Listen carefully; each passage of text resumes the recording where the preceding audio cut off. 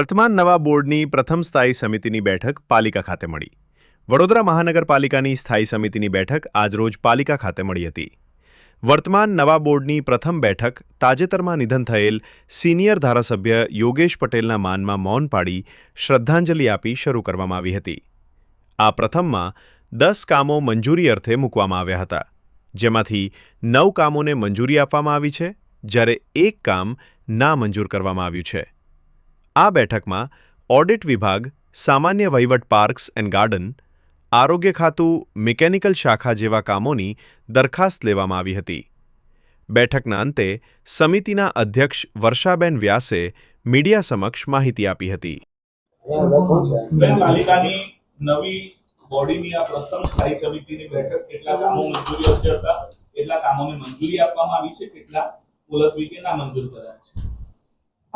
સૌથી પહેલી આજે અમારી પ્રથમ આ બોર્ડની સ્થાયી સમિતિની બેઠક શરૂ કરી અને તરત જ યોગેશ કાકા, જે મોસ્ટ સિનિયર અમારા ધારાસભ્ય શ્રી યોગેશ કાકા હમણાં જ આપણી વચ્ચેથી વિદાય લીધી છે, તો એને શ્રદ્ધાંજલિ અર્પી અને સાથે આશીર્વાદ મેળવ્યા છે કે અમે આપ અમારા માર્ગદર્શક છો, લોક ઉપયોગી કામ અમે પણ વડોદરા શહેરના આ સ્ટેન્ડિંગના સભ્યો સારી રીતે કરી શકે એવી પ્રાર્થના સાથે કામની શરૂઆત કરી.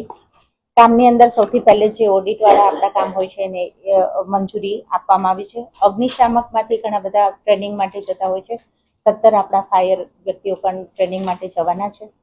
પણ વિષય વસ્તુ ધ્યાનમાં છે કે આપણા ગયેલા જે રહ્યા એ ઓફિસરો પણ પાછા આવવાના છે, જેથી કરીને અત્યારે ચોમાસાની દ્રષ્ટિએ એક પણ આપણને વ્યક્તિ એવું નહીં થાય કે જ્યાં આપણને માણસની ઘટ પડે, એ સાથે આપણે મંજૂરી આપેલી છે.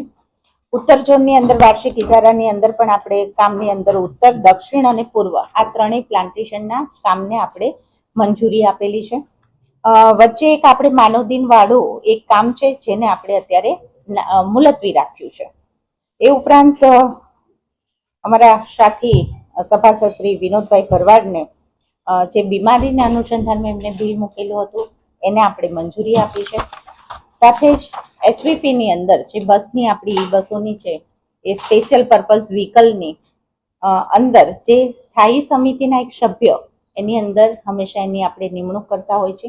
ગયા ટર્મની અંદર બંદીશભાઈ શાહ હતા, જે અત્યારે આપણી સાથે સાથી કોર્પોરેટર તરીકે નથી, એટલે એમને રદ કરી ઠરાવમાંથી નવું સભ્યપદ અત્યારના સભ્યમાંથી નરવીરસિંહજી ચુડાસમાને નવું આપ્યું છે. આ બસોની પણ જલ્દીથી આપણી ઈ બસ થોડી આવી પણ ગઈ છે અને ઝડપથી થોડી આવવા જઈ રહી છે.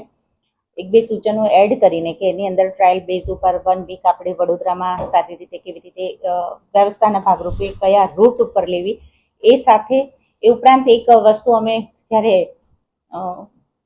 બેન તરીકે એક માંગણી મૂકી છે અને એને મંજૂર સાથે આગળ એસવીપી કરે એવું સૂચન ધારાધોરણ મુજબ આપ્યું છે.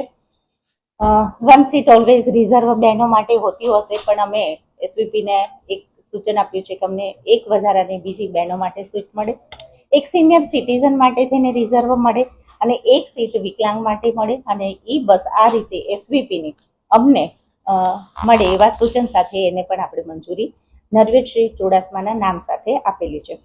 બીજું, વડોદરા શહેરના જનતાને ખાસ આપ મીડિયા મિત્રના માધ્યમથી જણાવવા માગું છું કે રહેણાંક વિસ્તારની જે પ્રોપર્ટી ટેક્સ આપણે ભરીએ ત્યારે એડવાન્સની અંદર જે હંમેશા આપણે આ કરી છે એને પણ આજે આપણે મંજૂરી આપી છે. 10% જો એડવાન્સમાં આપનો ટેક્સ ભરો છો તો 10% રહેણાંક હેતુ મિલકત પ્રોપર્ટીની અંદર આપણને બેક મળશે, અને બિન રહેણાંક પ્રોપર્ટી ટેક્સ જે આપણા મિલકતનો છે એમાં 5% મળશે. એ વાતને પણ આજે અહીંયાથી સ્થાયીના સભ્યએ દરેકે મંજૂરી આપીને આ બધા ઠરાવમાં એક મુલતવી કરીને બાકી બધું મંજૂર કરેલું છે. જે મુલતવી કરવામાં આવ્યું છે, પહેલી સ્થાયી સમિતિની બેઠક હતી અને ઇજાદાર વિરુદ્ધ અનેક આક્ષેપો પણ હતા અને ક્યાંક કર્મચારીની હિતનો સવાલ હતો.